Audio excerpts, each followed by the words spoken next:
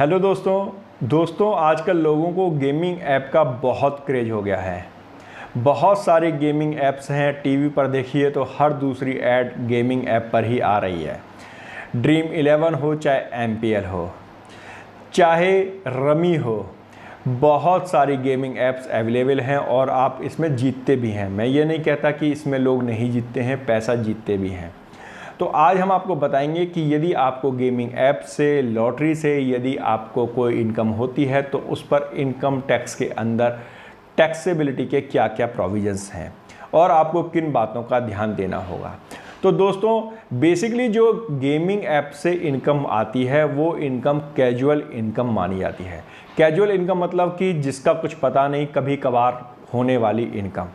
अब आप कई बार होता क्या है कि हमसे कई बार लोग ये भी कहते हैं कि सर मैं तो रेगुलर गेम खेलता हूँ, रोज़ खेलता हूँ, रोज़ जीतता भी हूँ, हारता भी हूँ, तो मेरी ये कैजुअल इनकम क्यों होगी, ये तो मेरी रेगुलर इनकम होगी। परंतु दोस्तों इनकम टैक्स में इसे रेगुलर इनकम नहीं ट्रीट किया जाता, इसको कैजुअल इनकम ही माना जाता है।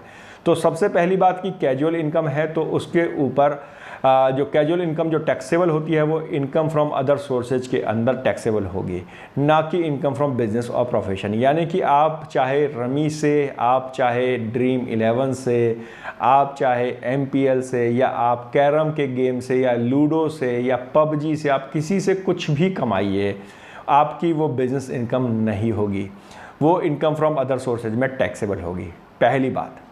दूसरी बात कि जो भी आप गेमिंग से इनकम लेते हैं उस इनकम पर 30% का टैक्स लगता है। जी हाँ दोस्तों, इस पर फ्लैट 30% का इनकम टैक्स लगेगा। फ्लैट 30% का मतलब यह हुआ कि चाहे आप 5% के स्लैब में कवर होते हो, आप 10% के स्लैब में आते हैं, 20 में आते हैं या 30 में आते हैं, आपकी जो भी गेमिंग पर आपको जो भी इनकम प्राप्त होगी उसके ऊपर आपको 30% फ्लैट इनकम टैक्स देना होगा। सरचार्ज तो अलग से लगेगा ही।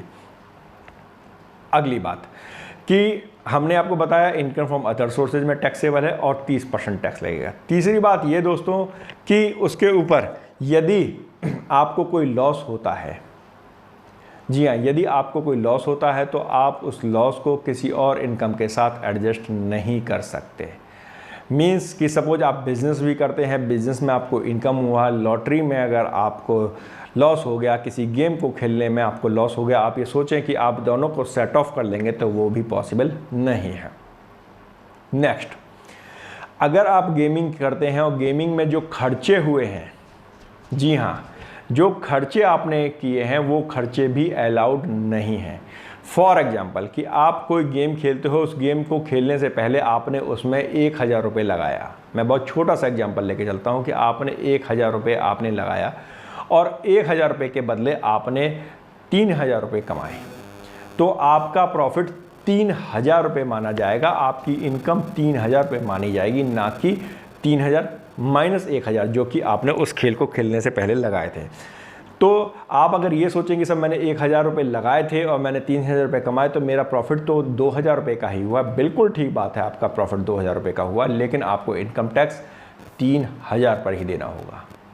और दोस्तों एक और बहुत महत्वपूर्ण बात जो मैं आपको बताने जा रहा हूँ, इसमें जो बेसिक एग्जेम्पशन लिमिट है वो भी नहीं मिलती है। यानी कि आपने जो भी कमाया, आपने अगर 3000 रुपये भी कमाए तो आपको 3000 रुपये पर टैक्स देना होगा। आप ये नहीं कहेंगे कि अभी मेरी इनकम 2.5 लाख रुपए से कम है तो मुझे टैक्स नहीं लगेगा।